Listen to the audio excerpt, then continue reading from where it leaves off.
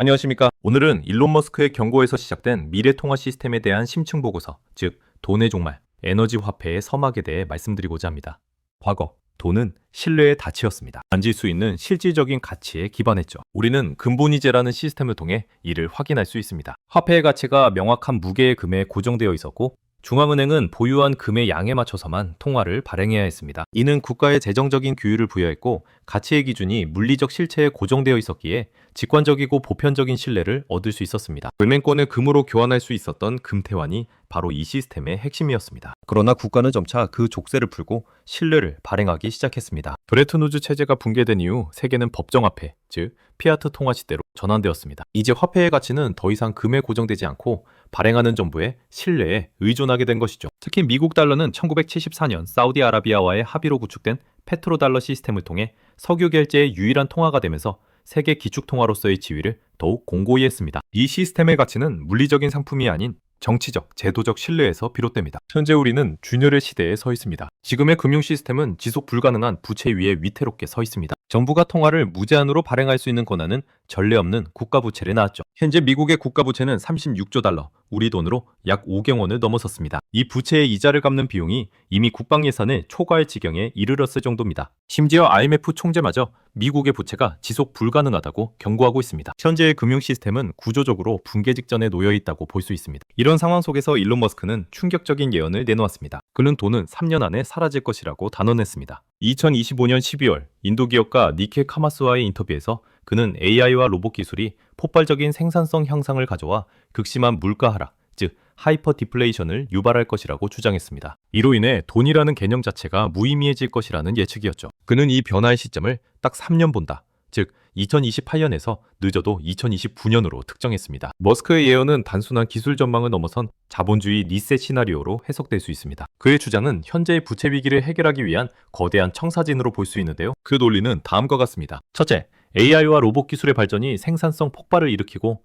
이는 하이퍼 디플레이션으로 이어져 모든 재화와 서비스의 가격이 0에 수렴하게 됩니다. 둘째, 가격 붕괴는 중앙은행이 금리를 0% 혹은 마이너스로 내릴 수밖에 없게 만들며, 셋째, 이 제로금리는 5경 원에 달하는 막대한 부채도 이자가 발생하지 않으면 관리가 가능하다는 것을 의미합니다. 본질적으로 이 전략은 빚을 갚는 것이 아니라 경제 규모를 폭발적으로 성장시켜 기존 부채를 마치 먼지처럼 작게 만들어버리는 것입니다. 이러한 변화 끝에 우리는 미래 에너지 화폐의 시대를 맞이할 것입니다. 돈이 사라진 세상에서 부의 기준은 에너지 생산 능력이 될 것입니다. 미래의 화폐는 바로 에너지가 될 것이라는 이야기입니다. 정치인들이 마음대로 찍어낼 수 있는 법정화폐와 달리 에너지는 물리법칙의 지배를 받으며 위조가 불가능합니다. 이는 본질적이고 보편적인 가치를 지니죠. 미래의 부는 통장에 얼마가 있는가가 아닌 전기를 얼마나 만들 수 있는가로 측정될 것입니다. 이 새로운 에너지 본위제에서 발전소는 중앙은행, 전력망은 결제 시스템, 배터리는 지갑이자 금고의 역할을 하게 될 것입니다. 비트코인은 전기의 금융화를 보여주는 최초의 사례입니다. 이는 버려지는 에너지를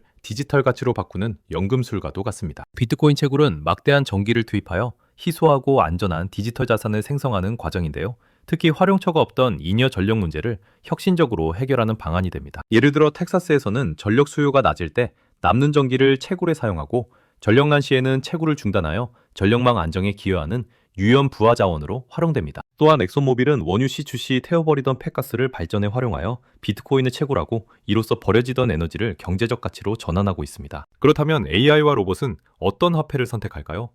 AI와 로봇이 자율적인 경제 주체가 되는 기계간 경제가 도래하면 이들은 인간의 개입이 필요한 기존 금융 시스템을 사용하지 않을 것입니다. 기계들은 즉각적이고 중앙기관의 승인 없이 P2P로 작동하는 무신뢰이며 국경 없이 통용될 수 있는 글로벌한 화폐를 필요로 합니다. 비트코인과 같은 분산 원장 기술 기반의 네트워크는 이러한 조건을 충족하는 기술적 토대를 제공하며 기계경제의 기축통화가 돼 유력한 후보로 손꼽히고 있습니다. 하지만 기술적 풍요가 모든 문제를 해결하진 않습니다. 이 거대한 변화에는 어두운 그림자가 따릅니다. 우리는 세 가지 중대한 위험을 직시해야 합니다. 첫째, 쓸모없는 계급의 탄생입니다. 인간의 노동 가치가 0에 수렴하면서 대다수 인류가 삶의 목적을 잃고 AI가 배급하는 에너지에 연명하는 애완인간으로 전락할 수 있습니다. 둘째, 과도기적 대혼란입니다. 3년이라는 짧은 시간 내에 기존 시스템이 붕괴하면 준비된 소수의 기술 엘리트와 그렇지 못한 대다수 서민 사이에 극단적인 부의 격차가 발생하여 사회가 분열될 수 있습니다. 마지막으로 에너지 독점의 공포입니다. 에너지가 곧 화폐가 되는 세상에서는 에너지 생산 시설을 통제하는 자가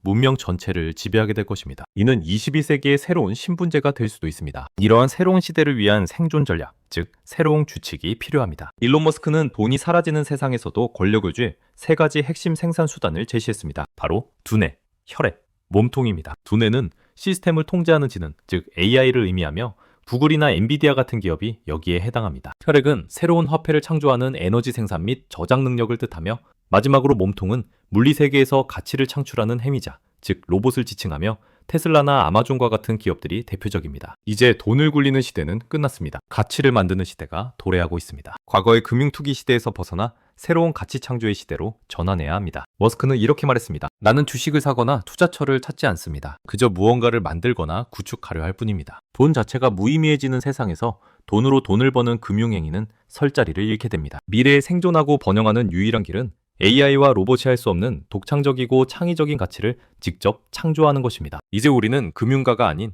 진정한 창조자가 되어야 합니다. 그렇다면 당신의 화폐는 무엇입니까? 어떻게 하면 돈을 더 많이 벌 수 있을까라는 질문 대신 나는 어떤 고유한 가치를 창출할 수 있는가를 물어야 할 때입니다. 시스템의 변화 앞에서 개인의 회복 탄력성을 기르는 것이 중요합니다. 당신만의 에너지를 확보해야 합니다. 그것이 태양광 패널 같은 물리적 에너지일 수도 있고, 혹은 누구도 대체할 수 없는 당신의 기술, 지식, 창의성과 같은 은유적 에너지일 수도 있습니다. 화폐 축적이 아닌 가치 창출로 관점을 전환해야 합니다. 3년 안에 세상이 바뀔지는 미지수지만 변화의 방향만큼은 명확합니다. 과거에는 가치가 물리적 희소성, 즉 금에 기반했습니다. 현재는 가치가 정치적 신뢰, 즉 달러에 기반하며 그 신뢰가 무너지고 있는 상황입니다. 미래에는 가치가 근원적 희소성, 바로 에너지에 기반하게 될 것입니다. 문제는 이 변화가 일어날 것인가가 아니라 언제, 어떻게 대비할 것인가에 달려 있습니다. 2028년 당신의 지갑은 과연 무엇으로 채워져 있을까요?